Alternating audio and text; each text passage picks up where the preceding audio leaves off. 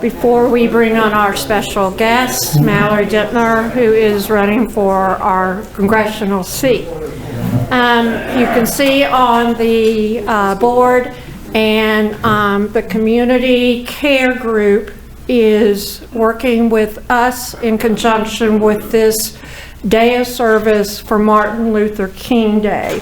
And Niall Doty, who is a part of our leadership team, cannot be here due to a daughter's illness, but she has been very instrumental in this event happening, along with our member, Terry Lutz. So Terry, why don't you stand up and just tell us some logistics, if you will. Niall Doty did reach out, and this is an event that's near and dear to her heart. So we're going to miss her on Thursday, and I hear it's going to be the high of 39. So it's going to be a little chilly. However, we've done something with her in the past, and this year we're going to support Defend the Fatherless, which is, it's right here on Flint Hill. And what this mission is all about is helping people during the fostering process, adoption, or kinship. And it's kind of interesting how some of the children come in through the system, and a lot of them is an emergency basis. So what Defend the Fatherless does is try to outfit the family with whatever is needed and making it as easy as possible for the families to say yes and take these children in. A lot of times they have their own kids. So the ladies that head up this group, they're just wonderful, they're dedicated, and it's a pleasure to me and obviously to Niall to help this group. So for those that want to participate, just reach out to me, but bring your diapers, bring your wipes, because diapers and wipes are needed all the time. And we'll be out there. We have some people that have volunteered their cars, and then we'll just drive the donations down right afterwards. But if you have any interest, just reach out to me.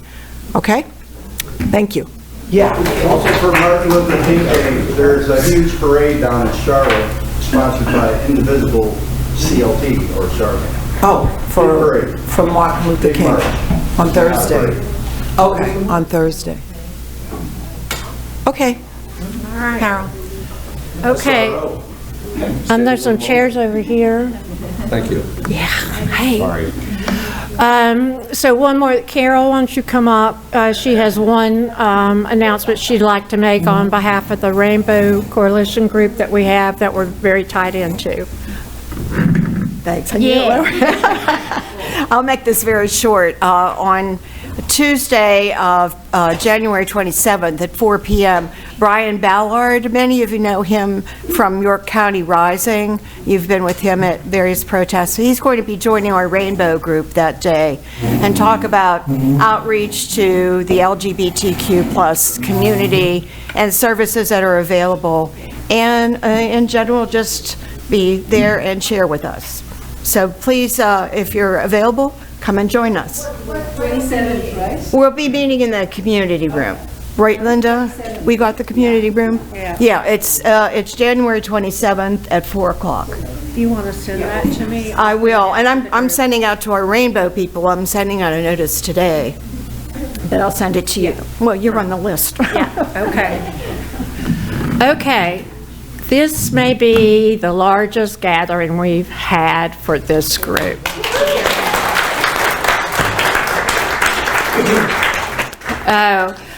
I'll be very brief. I have met Mallory on multiple occasions. Some of you may remember her. She came and spoke back in the summer regarding other issues that were going in our local politics community at that time. And then she put her name in the hat for running for our congressional spot, which is currently Ralph Norman's spot, as you may very well know. So I just want to say a huge thank you to you for showing up, because you had a lot of different options and to choose to be, and you chose to be here. So a heartfelt gratefulness on that. And I know it wasn't because of me, so I am going to turn it over to Mallory Dittmer for Congress.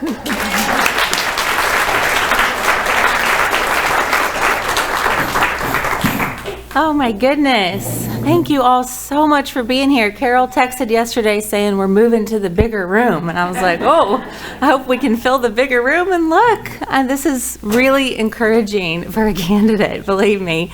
I was counting, this is going to be one of our largest events so far. So thank you all so much. But yes, as Carol said, I'm Mallory Dittmer, and I'm running to replace Ralph Norman in Congress. Yes. Goodness. This has been such a wild ride. I announced my campaign on October 1st, and it has been the most incredible experience so far. Thanks so much to so many of you in here who I've met already, and just all of you for being here today. The number one question I get asked on the trail is, why in the world did you decide to do this? And the answer is very simple. This was a family decision, right? Running for Congress is a really big deal. And so my husband and I we talked about it. I was very encouraged to do this. I was the campaign manager for a former candidate who was going to run, and then decided he didn't have the time commitment that he knew you all deserved and that this seat deserved. And so I was encouraged to run. I talked to my husband about it, and ultimately we decided, we just don't recognize the country we are raising our kids in. Yeah. And boy, does that get harder and harder every single day, and more true every single day when I think of all that's changed even since October or September when we made that decision. And so for both of us, he's a history teacher here in Fort Mill, and we've been watching our democracy kind of degrade over some time now since in this Trump era. And, we've gotten to the point now where I know for so many of us, we want to be able to tell our kids and our grandkids that we did everything we could in this very historic time. And I've been running campaigns successfully in York County for several years. And though my background is incredibly different from this, running campaigns is something I know how to do. And even more than that, running campaigns that bring people from both sides together to do what's right is something I know how to do. And so while a very big decision, it felt right. It felt the fear, and there is fear, especially in a week like we had last week, there is fear involved, but a lot of that has gone away because it feels right. And ultimately, my husband and I were talking one day, and my son, who's in the other room watching football or something, he's 9 years old, he perks up and he goes, "Mom, you need to run. No one cares as much as you, no one works as hard as you." So you can imagine, as a mom, hearing that was pretty incredible. So my mind was pretty much made up then. But as I mentioned, my background is very different from what you probably see from a typical politician. I got my career started in the fashion industry of all places, but working on the business side of fashion. I worked my way up the corporate ladder very quickly, and ultimately that was because I was a great negotiator. I was working on these big licensing deals between big brands like Kate Spade and Coach and Disney, and customers as big as Target and Nordstrom and things like that. And working with massive budgets, massive deals, and ultimately became known in the industry for being a really tough negotiator. But not because I would squeeze every penny out of the other side, but because I knew that I had to go and build a successful partnership with these people when this negotiation was through. And I didn't want anyone walking away feeling like they had really lost this negotiation. That's not really a good way to get a successful partnership going. So I would really take my time and ask the right questions to get to a point where we all felt like we were walking away winners. I'm a win-win solution kind of person. And when you have really big egos at the table, if you think Congress has a lot of big egos, I invite you to spend a little time in the fashion industry. As, my goodness, you would not believe the egos in the fashion industry.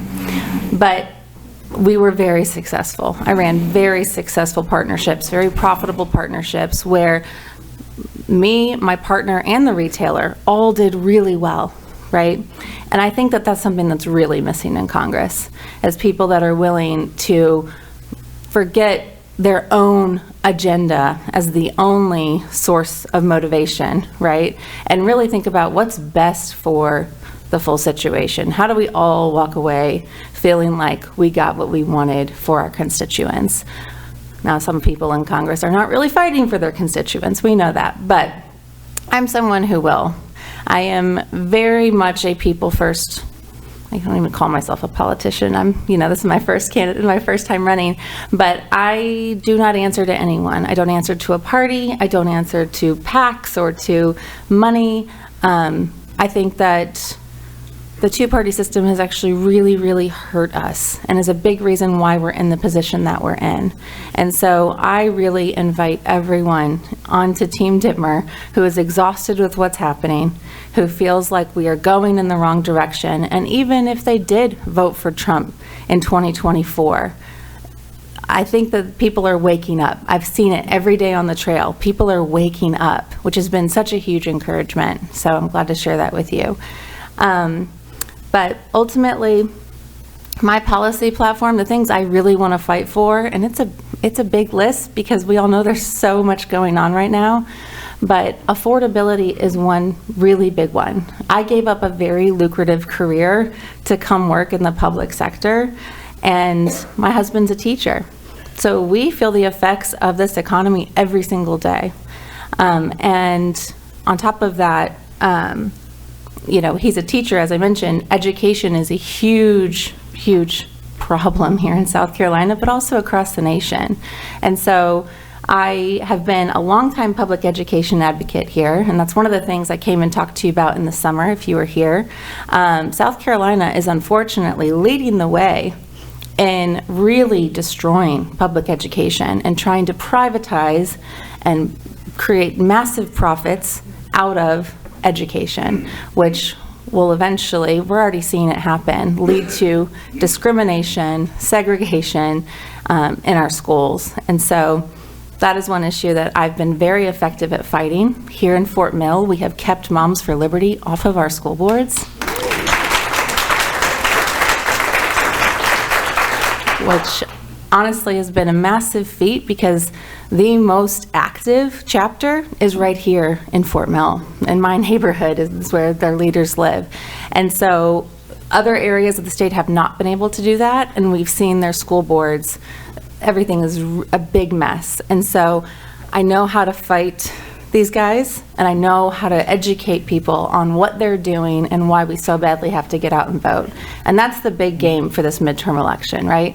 One of the big reasons I knew now is the time to run for this seat is, one, it's an open seat. Old Ralphie's running for governor. And so for the first time in 10 years, we have an open seat. Now, he's selected his little minion to come in and run in his place, but I meet this guy's friends at my events all the time who say, yeah, we're kind of friends with Wes, but we're voting for you, right? So, and they're willing to donate to me, where there was all this fear with Ralph Norman before because he has his hands in so much business and development in the area. Anyways, there's so much I could say, and so much of what I love about doing these talks is really hearing from you and hearing about what's keeping you up at night, what questions you have. Another one of my policy pillars is healthcare, obviously. Even before the madness that's been happening the last 6 months with healthcare, the United States used to lead the world in innovation with things like healthcare, right, and education. And we've been so busy fighting each other and playing these partisan games that we are no longer even in the running for leading the world in these areas. And I'd love to get back to working together as one team, right? I say one team, one dream. You'll notice my baseball mom style campaign merch over here, to get back to fighting for what the American dream is all about. We've really lost our way, and it's so important that in this election, where Trump's not on the ticket, right, and Republicans are very disenfranchised, that we get out and vote, we convince everyone we know to get out and vote so we can start to change the tide. So with that, I'd love to take some questions and just hear from you, even if it's not questions, comments. Yes? I just want to tell you that a blue avalanche happens one snowflake at a time.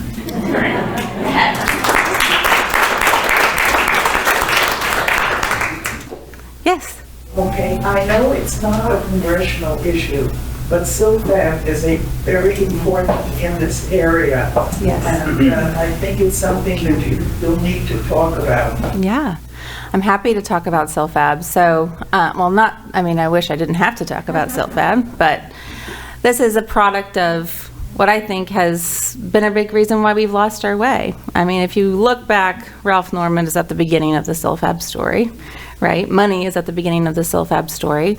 But the corruption that we see on places like county council, where decisions are being made that are not in the best interest of the people, of our schools, of our students, to me, that is a big problem. York County created this problem. They need to fix this problem. I agree that we should not have this plant right next to our schools.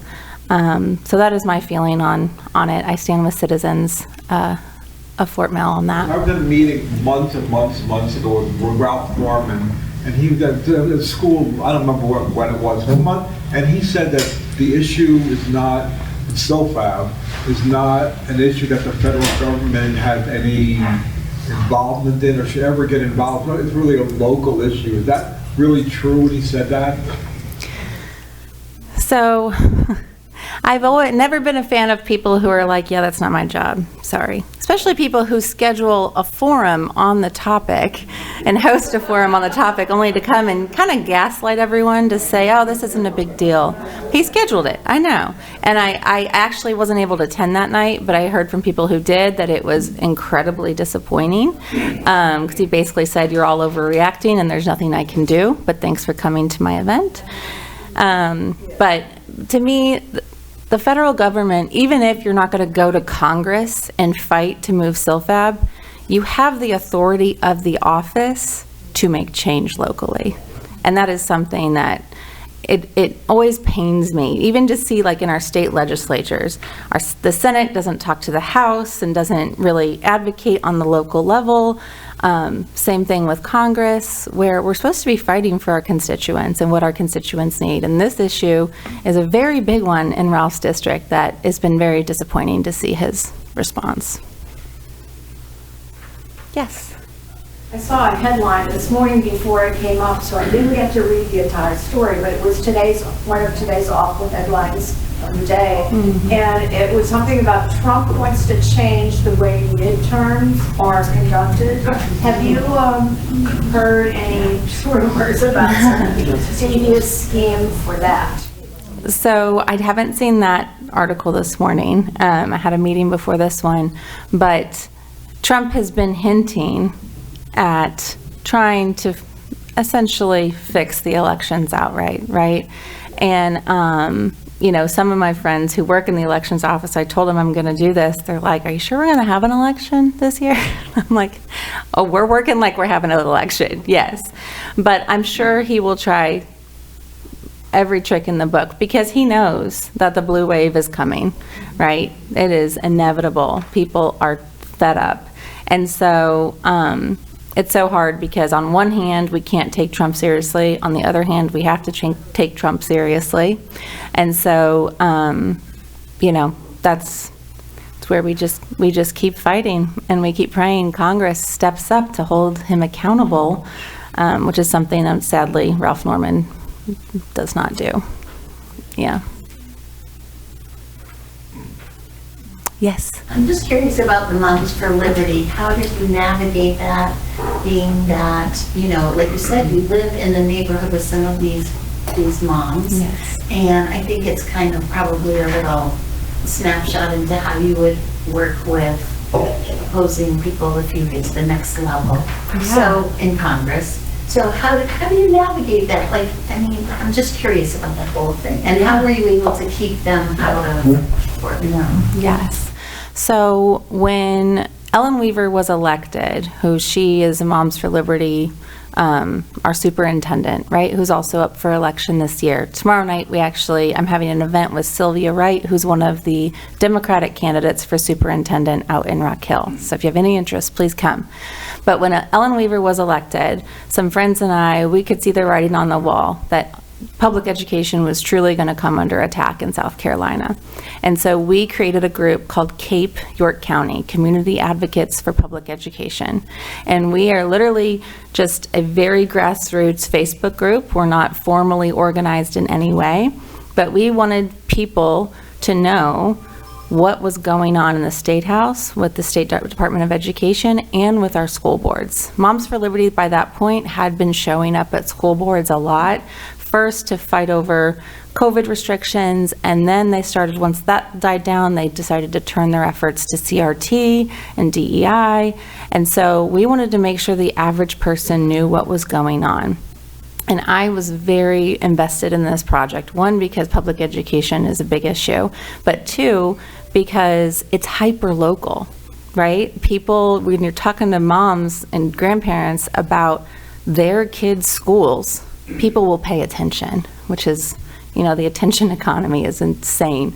And so we just bit by bit started to inform people, and we insisted on doing it in a nonpartisan way. We did not want to turn people off right out the gate because they thought we were all the way over here, all the way over there. Our team was nonpartisan even, or multi-partisan. And so we became known for sharing facts. We became known for shining a light on areas that people should be concerned about.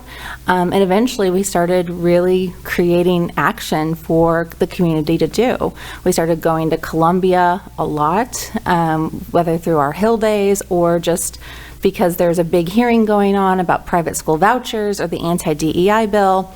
And we grew a following to the point where people really trusted us for the real information, which it's a shame that that's so hard to get these days. But, and with that, we built a lot of trust in the community, literally nothing to do with partisanship at all. And by the time school board elections came around, we were able to, again, share the facts. Moms for Liberty likes to say that we smear them and we do all this. If you look at what we've done, we literally share clips of the things that they've said themselves. That is what we do.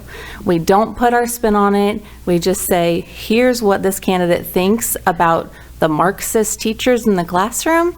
Do you want this person for your school board member? And so last election night, as devastating as it was in '24, we had one big win because Moms for Liberty's one candidate that they put all their eggs in that basket, we were able to keep her off the school board, which was just a massive win. Thank you. And so really it's about sticking to facts and having integrity and not playing the game that we're all kind of sick of, right? Where it's all super fear-based and it's twisting narratives. It's really about gaining people's trust and doing what's in the best interest of our community that has made us successful. And that's definitely, my stance on everything as well. Yeah.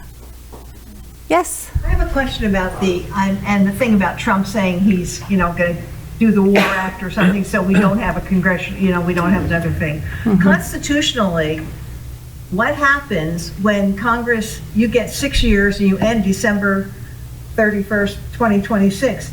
Is that office remain vacant? Do we now have the dictator take over and place somebody in there? Constitutionally, what happens?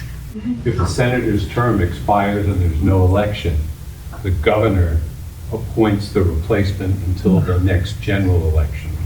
I guess it's written out in the Senate. Now, it's AI, I don't know if you that's what it said. It sounds good anyway. Yeah. I think in South Carolina, we often would hold a special election versus the government appointee. I think they do the government appointee like in Georgia and places, but thank you. Yes. You mentioned earlier that when you're out speaking with people that you've heard from some disenfranchised Republicans. Yes. I'm not hearing that, unfortunately, so I could give some encouragement. What exactly are you hearing? What are they sharing?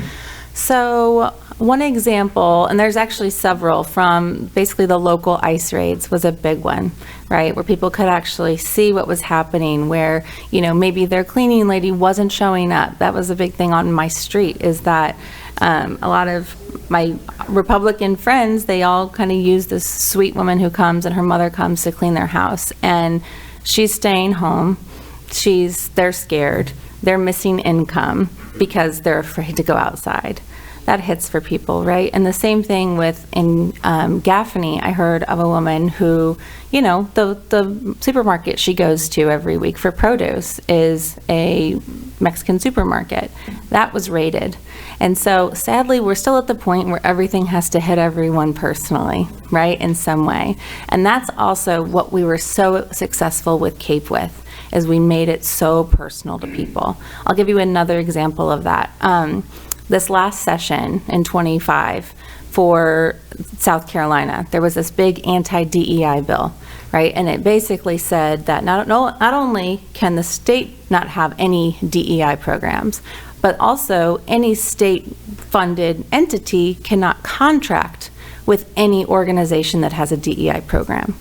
And so for our schools, that would, everyone from Google to Power School, which does all of our attendance, to all of these different companies. So what we did, as much as we would love the people of Fort Mill to see DEI for the important thing it is, we made it as personal to them as possible. And we said, here are the programs in Fort Mill School District that would go away if this bill would pass. We put the logos of all the companies on a slide, right? And that's what we shared. And groups like the Catawba Ridge Band, which just performed at the Macy's Thanksgiving Day Parade, we hit up our friends with the Catawba Ridge Band and said, hey, your kids aren't going to be able to go to Macy's. Macy's has a massive DEI program if this thing hits, right? And so all of a sudden it was that was our best campaign we've ever had, even more than the school board. And it was such a relief because we have a lot of white people and well off financially people here in Fort Mill, and it was amazing to see them actually get out and write their lawmakers, have their kids. We delivered all these handwritten letters from kids in the community, and it's because we made it just very personal to them. I wish it didn't have to be that way, but we got to kind of play with the cards we've been dealt right now. Yes. I just heard what I think is a key element.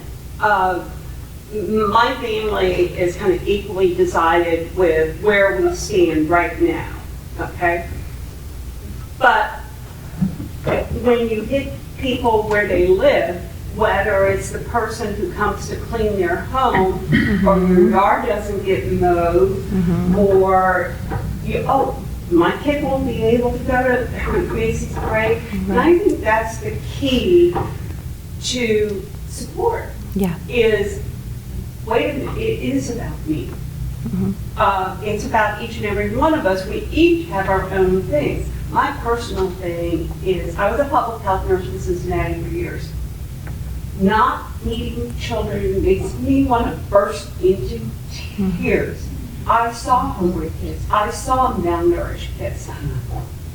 And what you do to their brains every day that they don't get enough nutrition, that's our future. Yeah.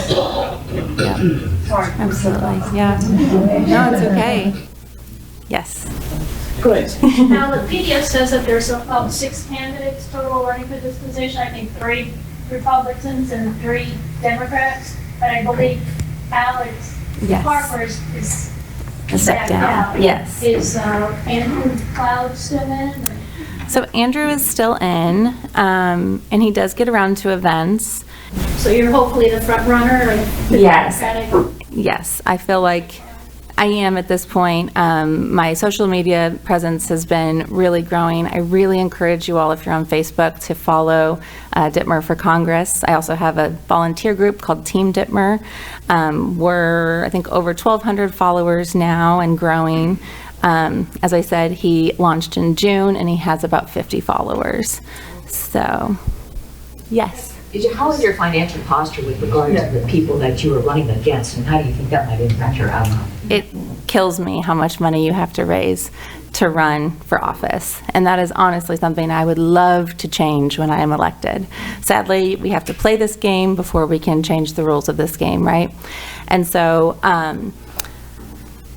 the latest filing isn't done yet. It's due on the 30th. So I'll be able to compare myself with Wes Clymer, who's the front runner on the Republican side, in another couple of weeks. But at our first filing, he announced in July, early July, I believe it was, and he had raised about $400,000. Yes, and he has the machine behind him. It is known that he's kind of been the one that was going to be in this seat for a long time. The Republican Party plans ahead for these kinds of things. I, on the other hand, I'm at right about $40,000 that I've raised. And so that is more than the last Democratic candidate for the last 2 election cycles for their entire campaign. So we're making grounds, but it is very, very important. I'm investing everything I can into this race. It's going to take all of us doing what we can financially. Because to give you an example, so the district is massive. It goes all the way from part of Spartanburg into half of Sumter County, okay? And so we have about 500,000 voters in this district. Based on historicals, I know I need about 135,000 of them to get out and vote for me in the midterm. Based on historicals, again, about 90,000 of those are Democrats who never miss a midterm, right? So I can count on them. That means I need to hit 45,000 people is who I really need to convince to get out and vote. And so I think a lot of us know, how many times do you have to reach someone before it sticks and they remember to take action? It's about 7 times, right? So I've got to reach 45,000 people 7 times. Now, we will absolutely beat them on our ground game. Our volunteer list is hundreds of people long and growing. Okay, I'd love to. You all have sheets. Those are for us to understand how you'd like to volunteer in a way that you're comfortable with if you'd like to be a part of Team Dittmer. And I know we will beat them on the social media game, which is super important too, because that's, aside from, if we do ads or we hire help for social media, that's essentially free, right? Where we can hit people. But the other ways to hit people is with things like mailers, is one of the most traditional ways. And as a very frugal campaign manager, know that your money will be spent very, very wisely, because I can't pay full price for anything. I worked in retail, so I refuse to pay full price for anything. The very, very lowest cost I can get for a mailer is about $1 a piece. So if you think about it in that sense, my Republican opponent has enough money to send about 10 mailers right now. I have enough money to send 1, okay? And I am out every single day, and I'm honing, this is a speech actually I'm honing, because I hate asking for money, but I felt like if I help people understand why it's necessary and where it's going, that would really help. So we will not win elections in South Carolina if we don't fund campaigns. So whatever you can do today, I have a QR code, and we'll hand out some cards too with a QR code where you can donate. We'd really appreciate it. It will go a long way. The most I can ask for on this race is $7,000, so $3,500 for the primary and $3,500 for the general. But if you can do the max, amazing. You have no idea how much that will help, but every dollar makes a difference, truly. So she has a site called Dittmer, and on there, it goes with the caveat of, do you want to get 10, 20, 30, 100, 500 or more? So Yes. if you've got the means, I would try and support her in that regard. Thank you. Yes. Where it goes. Yep. Dittmerforcongress.com. And if there also is an option to do a recurring donation. So if you'd like to donate more, but over time, that is a great option. Also because we can plan on that money then, right? If we know, we keep a tally of how much money we have recurring each month, and that really helps us to plan. So, yeah. Yes. Going off of the financials question first, we've had local candidates, come through who say they don't get support from the DNC as much. I know grassroots support is important and raising funds is important, but that is not enough to counter the amount of money other candidates raise. Mm-hmm.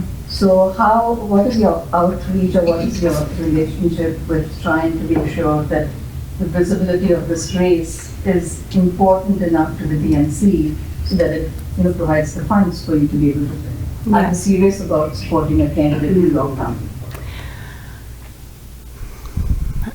I'll be honest, I'm proceeding as if I will not receive support simply because South Carolina as a whole is not a priority for the DNC.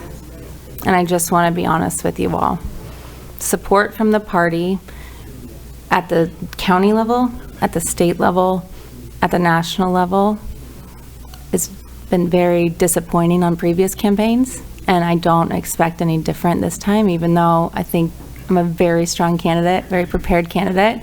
And so I'm going to continue to make those connections, reach out. I'm coordinating with other very big candidates in the state that you all know and I think are excited about. But I am proceeding as if I can't count on it, unfortunately. Yes. Are there any voices in Congress that can raise themselves to support? The reason why I'm asking is something similar happened with Zoran Mamdani. The majority of folks in power, so to speak, in the Democratic Party didn't really support him. They didn't even come out in support of him. But it was because of, I'm not talking about Bernie and AOC, but the stalwarts. And it was the visibility that was given and growing support. Finally and reluctantly, a lot of other voices got behind him. And I'm just wondering if there's a strategy to drawing more attention on races like these in states that are not officially considered competitive by the Democratic Party. To just kind of show you guys are looking at this whole thing wrong. So that I feel that it's not just us at the local level or you trying to get our support. You're going to get our support anyway. It's an unfortunate fact of politics that this have to be able to get support from the larger party. That was my first question. The second was the composition of your county has changed in the 10 years since I've been here. I mean, when I moved here in 2005, I think it was 90 or 95% white, and probably a very limited number of Indians in Fort Mills specifically. But now if you look at the expansion in Indian land in all across District 5, there's such an influx of immigrant populations. And I'm wondering if you have thought of planning any kind of strategy or outreach that will be specific to different groups, newer groups, who, I'm sorry to say, are not necessarily all Democrats. Because if you take the Indian community, for example, there are two things they value most in life. One is education, and the second is money. Right? And so, my point is that, there may be ways, because there's such a large population. Now, there should be, some thought to specific targeting. So, like you said, education. Absolutely. So, if your strategy team is thinking about those kinds of approaches as well to reach different. Absolutely, yes, absolutely. So, I think that the most personalized campaign, right, and the most segmented campaign is the most effective campaign. And so we have this morning. This is a little bit different than your example, but this morning I sat down with someone who has kind of a agribusiness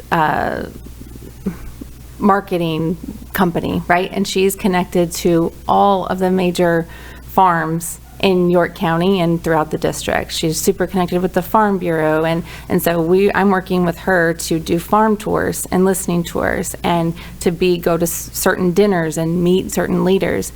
And so the same will be true in different segments. We have a meet and greet with an Indian doctor who is so excited to introduce us to more of her community for that exact reason. And so I'm a big data person, and we are able to manipulate our data across the district in a lot of different ways. And so when I think about this example keeps popping up, but at the campaign school, you put on a big project. You know, you sit in lectures all day and you work on a big project all night.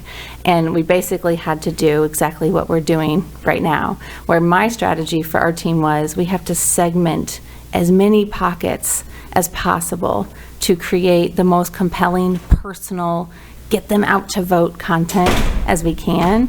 And I will do the same thing here. So we have, I have a great field director on my team who I've been working with for years. She is amazing and super aggressive and loves the data like me, and so that's the kind of thing that we'll be doing. But nothing beats data like personal interactions. So if you'd love to host a meet and greet, if you'd love to sit down and we can just have a conversation, you can tell me more about, you know, how to reach this group of people, I am all ears. So, and that goes for everybody. Yes.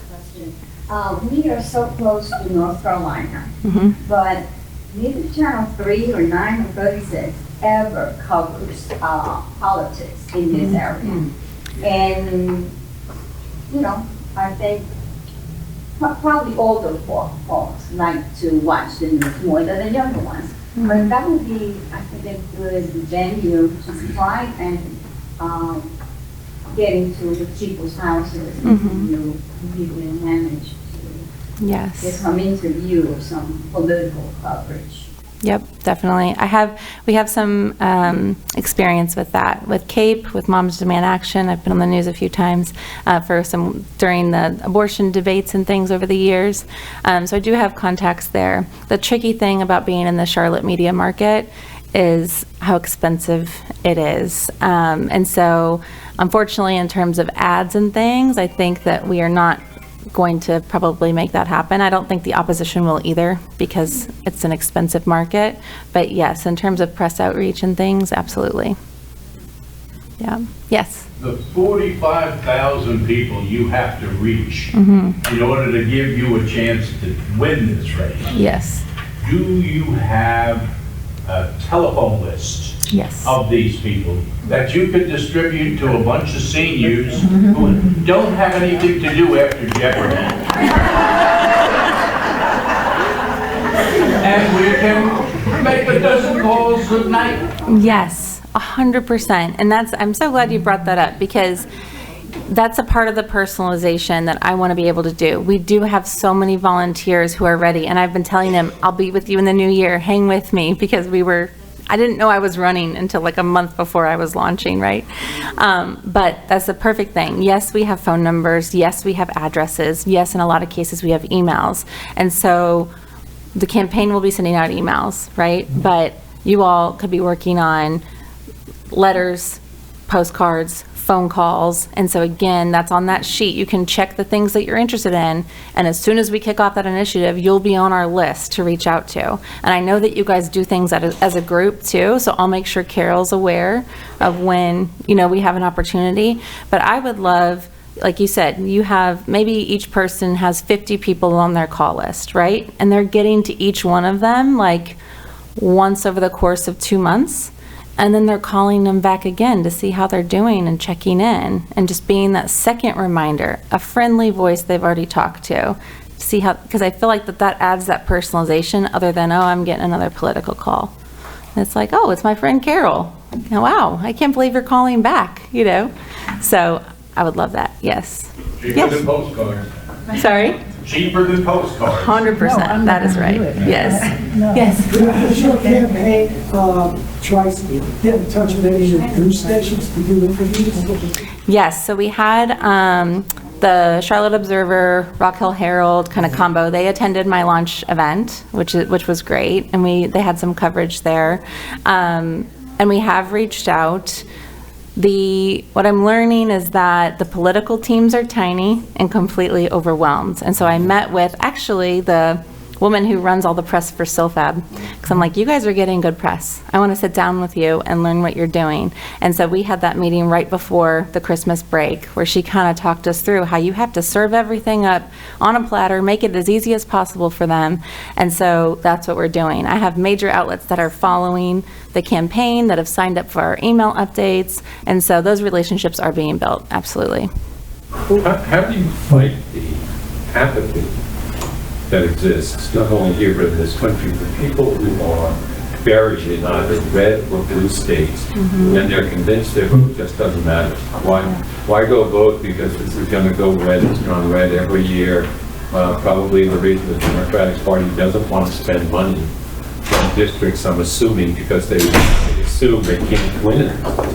How are you combating that? You have social media that's in there working on it stuff, because I think that's the biggest thing. The last presidential election, how many people didn't show up to vote? Right. Yeah. No, it's a great question, and it's a big problem. One of the things I've always told candidates that I've worked with is the best compliment you can get from anyone is that you're a breath of fresh air. I've heard that a few times on the campaign trail, and it's like my favorite thing, because that is what can kind of wake people up to new hope, new possibility. And even if they're not in the room listening, maybe you're reaching out to someone who's going to reach out to them, right? To have that more personal one-on-one conversation to say, here's why this is the time. It's an open seat. Ralph Norman's out. People are not happy. Republicans are starting to see the light. And we've got a real quality candidate here who has been working the trail hard. And, you know, it's about those one-on-one conversations. It's actually called deep canvassing. That might be an interesting thing. There's like deep canvassing trainings that you can do online. That could be interesting for this group. And it's about how to beat that apathy with your personal kind of network of people and hoping that that then trickles down. But yes, social media, and back to your question too with Mandami, he got all that momentum because of social media. Now that is much easier to do in a place like New York City, right? But that's why I really encourage everyone, please follow us on social media and engage with our content. By you loving a post, you have now just enabled about 5 more people to see that post who wouldn't have otherwise seen it. If everyone in this room does that, that has a massive impact. And so it's so silly, but I have people like Saran, like Ray over here, who will love and comment on every single post. 1, because they're awesome people, but 2, because they know that that means that many more people are gonna see it. So the algorithm loves engagement. So shares are the best thing. If I post something that you think other people in your network should see, share it to your page, right? That's the best way to make my stuff seen. The next one is to comment on a post, right? It can be something silly. Keep up the great work, or, you know, it doesn't have to be anything overthought. And then the third one is to react. A like is good, but a love or a laugh or an angry face is actually better for the algorithm. And so that's a silly thing, but that is a very meaningful way that you can make a difference from home while watching Jeopardy on your phone. What do you have to do to connect to that, though? I mean, I'm not going to get a post from you unless I go to your Facebook page or something, right? Yeah, so if you follow my page, and you can actually, there's a way to favorite the page so that I'm more likely to pop up in your feed. The more you engage with my content, the more it'll naturally pop up. If I post something new, if you're an engager consistently, it'll pop up. You don't have to worry about it. But that's basically how it is. You initially follow intentionally for a couple weeks, go to the page if you haven't seen me post, and then eventually it'll just come right to you. Now, people that's not through Facebook, how do they get through your page? Yeah. Well, if you're not on social media, we do have a newsletter, and that's something that you could send to other friends who aren't on social media. That's one way, you know, that you could help spread the word as well. Someone have, oh yes. I'm just curious, have you met Annie Andrews? Yes. Yeah, I've known Annie for several years. She is actually one of the big reasons I made the bold decision as a girl from the Midwest who never talked politics growing up, right? We were taught to never do that. She helped me find my voice, honestly, when she ran in 2022. And so I've really looked up to her for a long time for being brave and so bold and getting out there. I've seen her many times on the campaign trail, and I think she has really the best of intentions for our state and would be a massive upgrade from Lindsey Graham.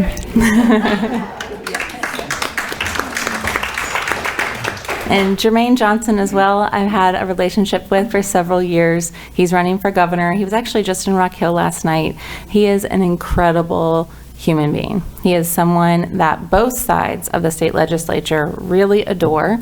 He is one of the most effective Democratic state legislatures. He is the reason, him and his viral speech that he gave at the State House last year, he is the reason we do not have an anti-DEI law on the books. And so he's a fighter, but he fights smart, right? He acknowledges the situation that we're in, the state that we're in, and he will cater to different groups in different ways, but he has very high integrity, really good values, and a really beautiful family. So I encourage you to check him out if you haven't already. And yes, when I mentioned I'm kind of coordinating with other groups, more to come there.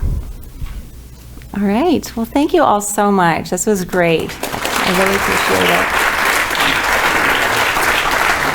We'll come around and pick up the volunteer sheets. And even if you select no for all the volunteers, we love to have your information. We know where we met you.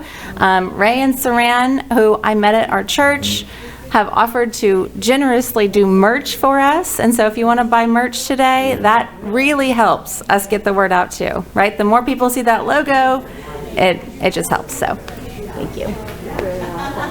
Thank you, yeah. So just a couple of wrap-up things. Alyssa, since you're right here, this is a networking process. So in this group, if you know other communities that have leaders that can help get the word out, Alyssa is the campaign manager. Talk to her in these few moments here. And I want to just wrap up with saying these are some challenging times, and we have never seen it like this before. And we can do what we can when we can. Some of us protest. I want to shout out to the few that went to the Fort Mill, Rock Hill, Carl and his wife, and then the group that went up to Charlotte, and how quickly those protests happened after Venezuela, and then before Venezuela was, ink dried, we had a murder. And the country just went all out to say, we're against this.